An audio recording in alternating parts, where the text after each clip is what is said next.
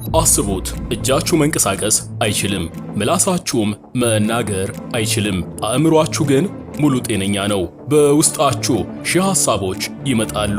ይህንን ሐሳባችሁን አእምሯችሁን ከኮምፒውተር ጋር በማገናኘት መናገር የምትችሉበት፣ ያያችሁትን የሰማችሁትን ሁሉንም ነገር ማስታወስ የምትችሉበት፣ ብዙዎችን ይሄማ የዓለም መጨረሻ ማሳያ በትንቢት የተነገረለት መሳሪያ ነው ያስባለ አዲስ ቴክኖሎጂ እንደተሰራ ብነግራችሁስ?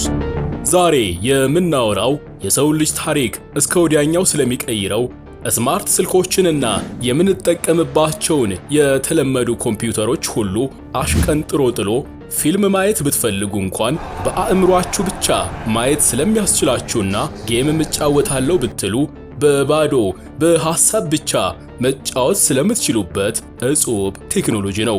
ኤለን መስክ ኒውራሊንክ በተባለው ኩባንያው እስካሁን በምናብ ብቻ የምናውቀውን የሳይንስ ልቦለድ ወደ እውነት ቀይሮታል። የሰው ልጅ አእምሮ ከኮምፒውተር ጋር በቀጥታ ማገናኘት። ዛሬ በአምሌ ኤክስ ፋይል ይህንን ነገር በጥልቀት እናየዋለን። በጥያቄን ጀምር። ይህ ቴክኖሎጂ ሽባ ለሆኑ ወገኖች ተስፋ ወይስ የሰው ልጅ ማንነት የሚቀማ ስጋት? እስኪ እንደ አንድ እውነት ፈላጊ ለየትኛውም ወገን ሳናደላ ሳይንሳዊ ተስፋውንም ይሁን ከጀርባው ያለውን ስውር ሚስጥራዊ ነገር ሙሉ በሙሉ እንፈትሸው። ታሪኩ ከሕክምናው ይጀምራል። ሁላችንም እንደምናውቀው በዓለማችን ላይ በሚሊዮን የሚቆጠሩ ሰዎች በአደጋ ምክንያት የአከርካሪ አጥንታቸው ተጎድቶ መንቀሳቀስ አይችሉም። አእምሯቸው ትዕዛዝ ቢሰጥም ትዕዛዙ ወደ እጃቸውና እግራቸው የሚደርስበት መንገድ በጉዳቱ ምክንያት ተቋርጧል። ስለዚህ ኒውራሊንክ ትልቅ መፍትሄ ይዞ መጣ። ሊንክ የምትባለው ቺፕ ልክ እንደ ድልድይ ታገለግላለች። ይህች ቺፕ ከአእምሮ የሚመጣውን የኤሌክትሪክ መልእክት በቀጥታ ታነባዋለች። እስኪ ያስቡት፣ የኒውራሊንክ የመጀመሪያው ታካሚ ኖላንድ አርባው ይባላል። ከ8 ዓመት በፊት በአደጋ ምክንያት ከትከሻው በታች ሙሉ በሙሉ ሽባ ሆኖ ነበር። ግን ቺፑ ጭንቅላት ውስጥ ከተቀበረለት በኋላ በሐሳቡ ብቻ አስቡት፣ በሐሳቡ ብቻ ኮምፒውተር ላይ ያለን የቼዝ ጨዋታ በሐሳቡ ብቻ እያዘዘ ሲጫወት ታይቷል። አስቡት፣ ማውዙን የሚያንቀሳቅሰው እጁን ተጠቅሞ አይደለም። ማውዙ ወደ ቀኝ ሂድ ብሎ ሲያስብ ብቻ ማውዙ ወደ ቀኝ ይሄዳል። አይ ወደ ግራ ሂድ ብሎ ሲያስብም እንደዛው ወደ ግራ ይሄዳል። ይሄ በሰው ልጅ ታሪክ ውስጥ ትልቅ ተአምር ነው። በደንብ አስቡት። ማየት ለተሳናቸው እንዲያዩ ያደርጋል። መንቀሳቀስ ላቃታቸው እንዲንቀሳቀሱ ያደርጋል። እዚህ ጋር ሁላችንም ቆም ብለን ለፈጠራው የሆነ ዕውቅና ነገር መስጠት ያለብን አይመስላችሁም? ነገሩን ይበልጥ አጃይብ የሚያደርገው የቴክኖሎጂው ረቂቅነት ነው። ይህችን ቺፕ ጭንቅላት ውስጥ የሚቀብራት የሰው ዶክተር አይደለም፣ አርዋን የተባለች እጅግ የተራቀቀች ሮቦት ናት። አእምሮን ከዚህች ቺፕ ክር ጋር ለማያያዝ በሚደረገው ሂደት የሰው ልጅ ሊያደርገው የማይችለውን ጥንቃቄ ይህች ሮቦት ታደርገዋለች። ለምን?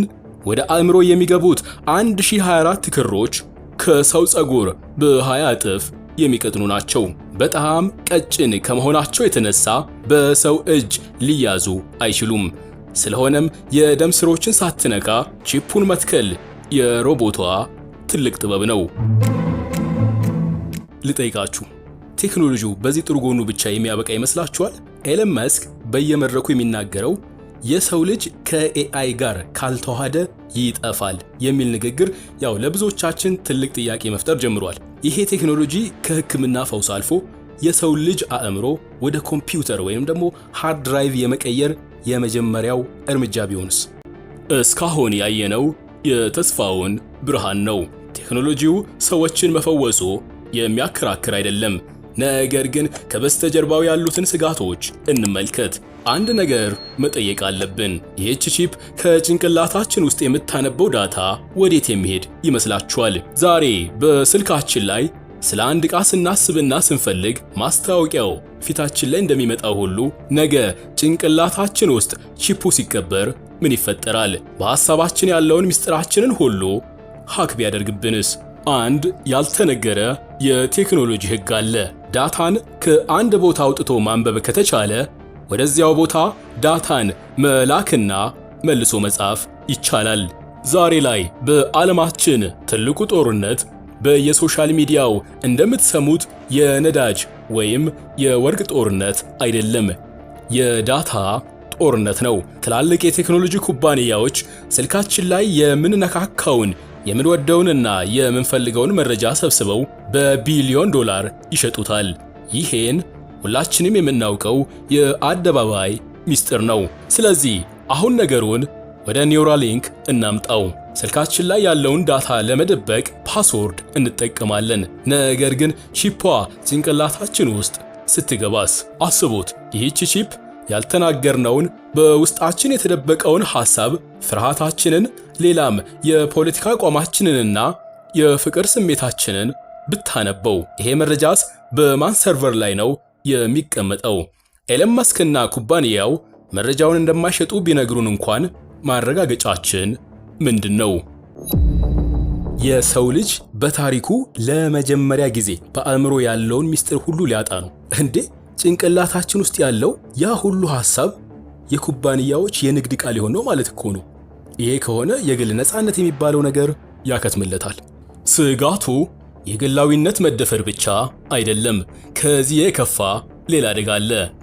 ሃከርስ በየቀኑ የባንክ ሲስተሞች ይዘረፋሉ። የትላልቅ መንግስታት የደህንነት መረቦች ሳይቀር ይጣሳሉ። ማንኛውም ከኢንተርኔትና ከብሉቱዝ ጋር የተገናኘ ቴክኖሎጂ ለጠለፋ የተጋለጠ ነው።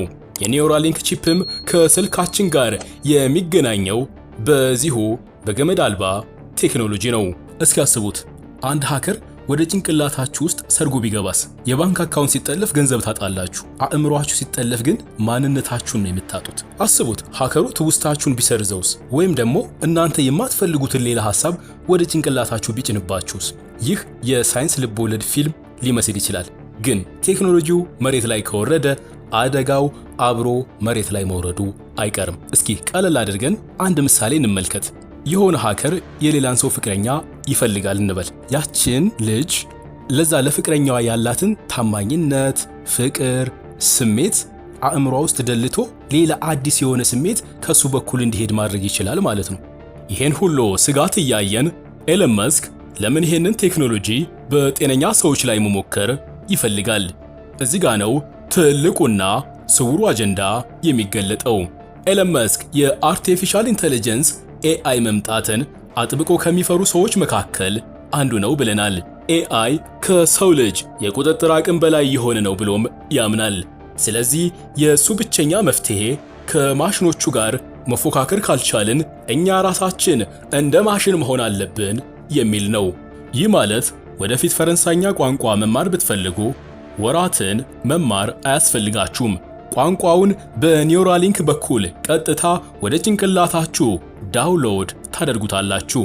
አዳዲስ ክህሎቶችን ልክ እንደ ሞባይል አፕሊኬሽን ጭንቅላታችሁ ላይ ትጭናላችሁ ማለት ነው። ሲሰሙት በጣም ማራኪ ነው። ነገር ግን ይህ ቴክኖሎጂ ርካሽ አይሆንም። ስለዚህ ሀብታሞ ቺፕ ገዝቶ ዕውቀትን ጭኖ ሱፐር ሂውማን ሲሆን አቅም የሌለውና ቺፑን መግዛት ያልቻለው ማህበረሰብ ከውድድሩ ውጪ ሊሆን ይሆን? ታሪክን ልብ ብላችሁት ከሆነ እስካሁን በሰው ልጆች መካከል የነበረው ልዩነት የገንዘብና የትምህርት ብቻ ነበር። አሁን ግን ኒውራሊንክ የሰው ልጅን ዝርያ ለሁለት ሊከፍለው ነው። ቺፕ ያላቸው አማልክቶችና ቺፕ የሌላቸው ተራ ሰዎች። እንዴ! ተራው ህዝብ የሆነ ነገር ለመማር ተፈጥሯዊ የሆነ አእምሮን ነው የሚጠቀመው። ትዝ ይላችኋል ሂሳብ ለመማር የወሰደባችሁ ጊዜ? ትዝ ይላችኋል እንግሊዝኛን ለመቻል ብላችሁ የወሰደባችሁ ጊዜ? እሱም ተሳክቶ ከሆነ ማለት ነው። ትዝ ይላችኋል የሆነ ነገር መማር ፈልጋችሁ የወሰደባችሁ ጊዜ? ምናልባትም ለመማር የጀመርነውን ነገር እኮ አቋርጠን የተውን ብዙዎች ነን። ብዙ ነገር ጀምረን ብዙ ነገር ትተናል። ግን አሁን ከዚህ ቴክኖሎጂ በኋላ ምንም ጊዜ ሳይወስድባችሁ የምትፈልጉትን ዕውቀትም ሆነ ክህሎት ከኢንተርኔት በሰከንዶች ብቻ ዳውንሎድ ማድረግ ትችላላችሁ። በአንድ በኩል ኒውራሊንክ በሰው ልጅ ታሪክ ታይቶ የማይታወቅ የሕክምና ተአምር ይዞ መጥቷል። አይነ ስውሩ ብርሃን እንዲያይ የሚያደርግ ቴክኖሎጂ ነው። በሌላ በኩል ደግሞ የሰው ልጅ አእምሮ ለጠለፋ የሚያጋልጥ ውስጣዊ ምስጢራችንን ለትላልቅ ኩባንያዎች አሳልፎ የሚሰጥና ሕዝባችንን ወደ ሁለት የተራራቁ መደቦች ሱፐር ሂውማንስ እና ተራ ሰዎች የሚከፍል ከባድ ስጋት ይዟል። አሁን ያለነው ታሪካዊ መስቀለኛ መንገድ ላይ ነው። ቴክኖሎጂው ተፈጥሯል፣ ወደ ኋላ መመለስ የሚባል ነገር የለም። ጥያቄው ይሄ ቴክኖሎጂ መምጣቱ ይቀር ይሆን ሳይሆን ሲመጣ ምን እናድርግ የሚለው ይሆናል። ከ20 ዓመት በፊት ሞባይል ስልክ የቅንጦት ዕቃ ነበር። ዛሬ ግን ከእጃችን የማይለይ ያለሱ መስራትም ሆነ መኖር እስኪከብደን ድረስ የሕይወታችን አካል ሆኗል። ኒውራሊንክም ልክ እንደዚሁ ነው። ዛሬ ላይ በሕክምና ስም በከፍተኛ ጥንቃቄ በጥቂት ሰዎች ላይ እየተሞከረ ያለው ይህ ቺፕ የነገው የዓለማችን መደበኛ ኑሮ መሆኑ አይቀርም። እስኪ ራሳችሁን በዚህ ሁኔታ ውስጥ አስገብታችሁ ጠይቁ። ነገ ጠዋት ትምህርት ቤት ሄዶ አጥንቶ ተፈትኖ ለማደግ 16 እና 20 ዓመት ሙሉ ከሚለፋ ልጅ በአንድ ቀን የ50,000 ብር ቺፕ ጭንቅላት ውስጥ ተተክሎለት የዓለምን ዕውቀት ሙሉ በሰከንዶች ዳውንሎድ አድርጎ የዘመኑ ሊቅ መሆን ቢችል ምን ትላላችሁ? ወይስ የሰው ልጅ ተፈጥሯዊ ማንነቱን ድካሙንና ስሜቱን ማጣት የለበትም ብላችሁ ታስባላችሁ? ጎረቤታችሁ ቺፑን ተክሎ በሐሳቡ ብቻ 10 ስራዎችን ባንዴ እየሰራ ሲበለጽግ እናንተ ተፈጥሯዊነቴን አልለቅም ብላችሁ ከዘመኑ ወደ ኋላ መቅረትን ትመርጣላችሁ? የሰው ልጅ ከፈጠረው ቴክኖሎጂ ጋር በሚያደርገው የሞት ሽረት ትግል ውስጥ ኒውራሊንክ የመጨረሻው ምዕራፍ ጅማሮ ነው። ፈውስ ወይም ጥፋት፣ ነፃነት ወይም ቁጥጥር? ምላሹን ለጊዜ እንስጠው።